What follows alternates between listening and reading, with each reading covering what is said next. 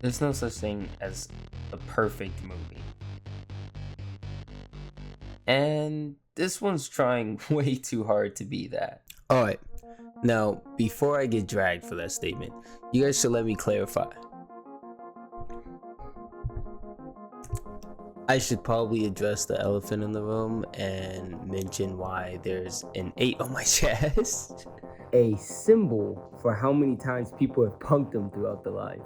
No, nigga, that's not it. Look, there's an 8 on my chest because it represents how many times I've been changed throughout life. So anyways, I'm Sir 8. Sir 9 here. I'm not too much of a fan of the label, but let's just say, metaphorically speaking, I'm the Sir that's created after this video bombs. Mickey 17 is a weird, dark sci-fi comedy about Mickey Barnes, a guy who literally dies for a living.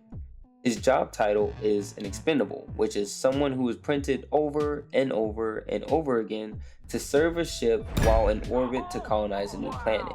However, Mickey is stuck in a colony with rich vassals and everyone else who just uses him. And yet, somehow, this movie's tone makes all of that feel just like a punchline. Alright, now, this movie looks amazing. I gotta give it to Bong Joon Ho. From the sound design to just the compositions of every shot, it was beautiful. However, it felt like it was trying too hard to be Parasite again, but only sci-fi. It was trying to be this amalgamation of a bunch of different tones, just like Parasite, but instead of curating all of that dark comedy together and laying it down perfectly, it kind of missed. I never knew when to feel bad for Mickey 17 or when to laugh, especially with the flashbacks of his mother. It never felt like it was talked about enough. It just all flashed by. I just would have hoped to see more about it, especially since this movie is based off the book, and however, I haven't finished the book yet. One thing I know is that the premise, everything was laid out for Bong Joon Ho. What made him go such a different route for this movie? He kind of fumbled a bit. Hold on. Fumbled a bit? More like bro dropped the ball 5 or 6 times on the way to the end zone, just barely making the touchdown. And don't even get me started on the characters, man. The side characters. No. I implore you. Continue. The side characters feel more like ideas than people. The villains are fun, but they're a bit empty, with no real reason for being that way. They just are bad people. If Parasite showed us people who are forced to become monsters, Mickey 17 is just giving us monsters. And no, I'm not coming at the cute little creepers. We love them.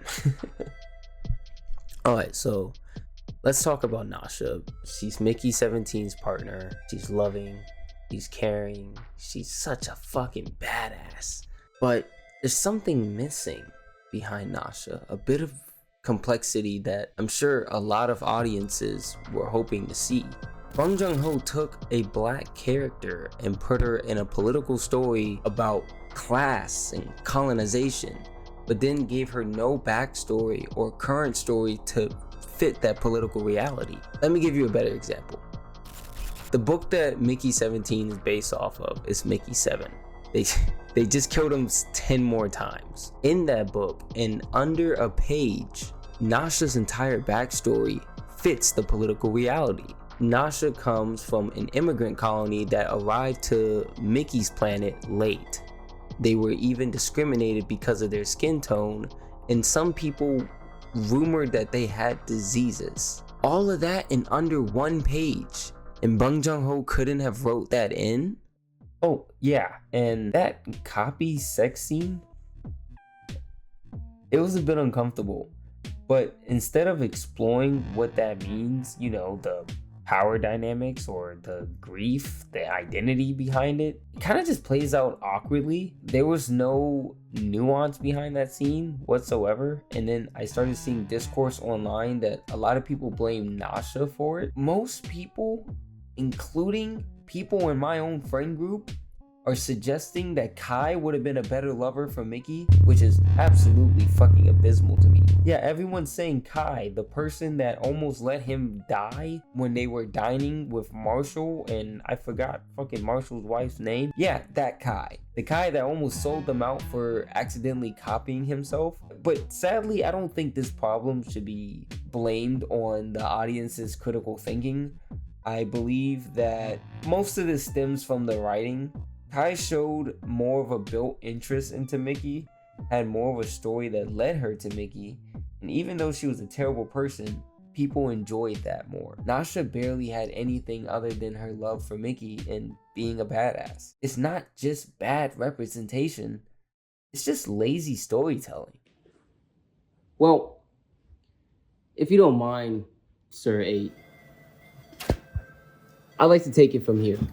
If Bong had leaned into Nasha's perspective, her struggle between the whole, love and survival in the colony thing, this could have been a perfect critique of liberal hypocrisy. The ending dream sequence of, there will always be another fascist to be created, or there'll always be another copy. It was interesting, but Nasha would have added so much more.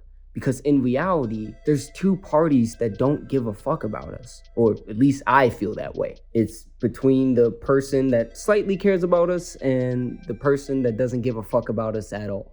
And I think that's what Nasha could have played in here. The whole we're the good guys mindset until we get into power. Colonialism still in the end, but a new smile to it. I'm not gonna beat around the bush.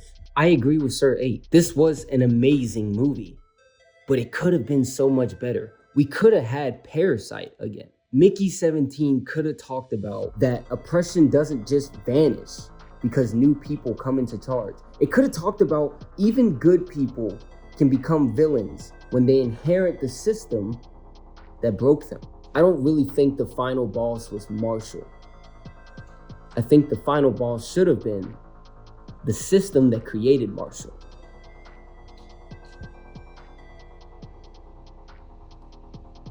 Do with that as you will. I gotta get to work.